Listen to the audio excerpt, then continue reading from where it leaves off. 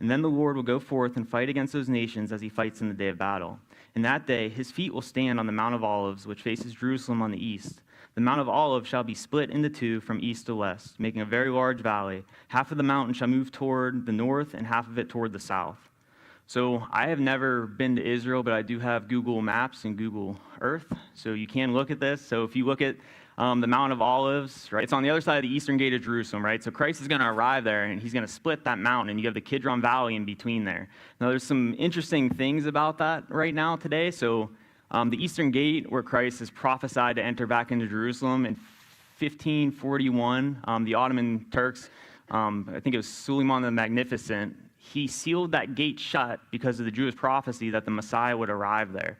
And they also put a Muslim graveyard right in front of it because they thought, oh, a Jewish person is not going to defile himself coming through the graveyard, right? So they believed in it from the Jews, right? And then on the other side of the Kidron Valley on the Mount of Olives, there's one of the most ancient and largest Jewish graveyards awaiting the arrival of the Messiah. So you got a pretty good picture of these people are trying to keep the Messiah out. And on the other side, you have all the people awaiting their Messiah, right? Pretty interesting when you look at that. But for them sealing that eastern gate, it's also called the Golden Gate or the Beautiful Gate in Jerusalem. You can go look this up online. You'll see images of it.